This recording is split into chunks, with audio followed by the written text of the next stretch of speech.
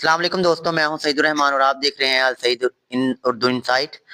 और आज जो मैं वीडियो लेके आया हूं उसमें मैं कुछ आपको चीज़ें जो है वो दीनी एतबार से दीन इस्लाम के मुताबिक जो है आपको जो है वो बताना चाहूँगा। और अल्लाह से दुआ है कि अल्लाह कमी बेशी माफ़ फरमाए और हमें अच्छे अमल करने की तौफीक अता फरमाए। सबसे पहले ये है कि जो आजकल का जो मसला है गुस्ल के जो फ़राइज़ हैं या गुस्ल किस तरह किया जाना चाहिए, ये जो चीज़ें हैं कुछ लोग नहीं जानते। इस हवाले से मैं आपको बताता चलूँ कि पहले नंबर पे तो जो गुस्ल के फ़राइज़ हैं वो 3 हैं।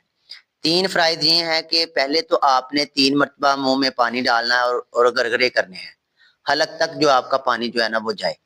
और इसके बाद जो दूसरा है कि आपकी जो नाक की नरम हड्डी है, नरम हड्डी तक जो है ना वो आपका पानी जाना लाजमी है और कोशिश करें कि सांस के साथ लेके जाएं ताकि जहां तक मुमकिन हो सके आसानी से वहां तक पानी जो चला जाए।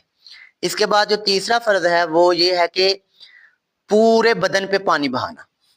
और पूरे बदन पे पानी इस तरह बहाया जाए कि एक बाल के बराबर भी जो है वो जगह सूखी ना रहे। और इसके अलावा इसकी जो सुन्नतें हैं, सुन्नतें भी हैं। हाथ धोना, पहले तो ये है कि अगर कुछ नापाकी हो तो नापाकी वाली जगह को अच्छी तरह से धो ले, फिर उसके बाद जो है हाथ धोना। इस तरह ये सुन्नतें भी हैं। और जो 3 मरतबा बदन पे पानी बहाने की जो सुन्नत है उसका मकसद यही है कि आपका जो जिस्म का कोई भी हिस्सा है ना वो सूखा ना रह जाए। अगर बाल बराबर भी जगह रह गई तो गुस्ल ना होगा।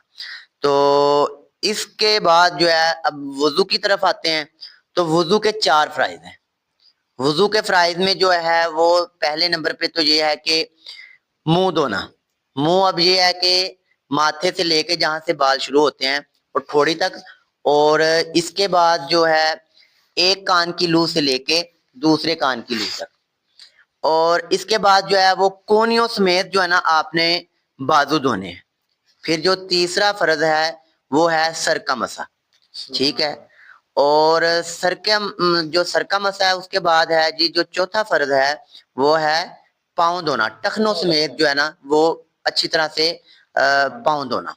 बाकी ये खलाल करना या गर्दन का मसा, कानों का मसा, ये सारी सुन्नतें हैं। अब मैं अपने जो हमारे इमाम साहब हैं, हाफिज साहब, हाफिज मोहम्मद नबील साहब, इनसे एक सवाल करूंगा। जी हाफिज साहब, हमें ये बताइए कि सजदा साहब कब किया जाता है और इसका जो सजदा साहब करने का तरीका क्या है? जी बिस्मिल्लाहिर्रहमानिर्रहीम अस्सलातु वस्सलामु अलैका या सय्यदी या रसूलल्लाह व अला आलिका व सहाबिका या सय्यदी या हबीबल्लाह।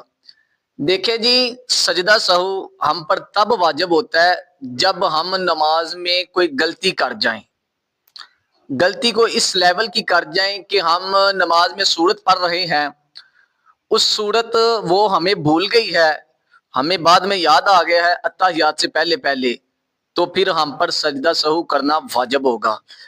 उसके बाद अगर हम रुकू में गए हैं तो रुकू में हम गए हैं तो फिर रुकू से खड़े हुए हैं, सजदे में गए हैं, अगर हम भूल जाएं, एक सजदा कर लें, भूल जाएं, मसलन कि सजदा एक कर लें, एक भूल जाएं, तो फिर भी हम पर सजदा सहू वाजिब होगा।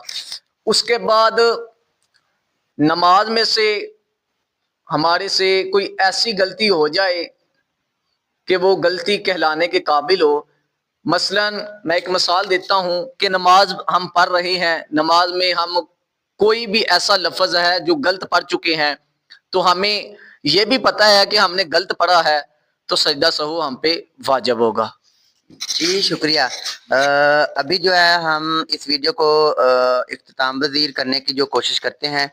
और इसके बाद जो नेक्स्ट वीडियो में हम ये बात करेंगे कि सजदा साहब जो है वो किन गलतियों की बिना पे होता है और इसके बाद कौन सी वो गलतियां हैं जो नमाज में सरजद हो जाएं तो नमाज जो है वो दोबारा अदा करनी पड़ती है। जी अब तक के लिए इजाज़त दीजिएगा। अल्लाह हाफिज।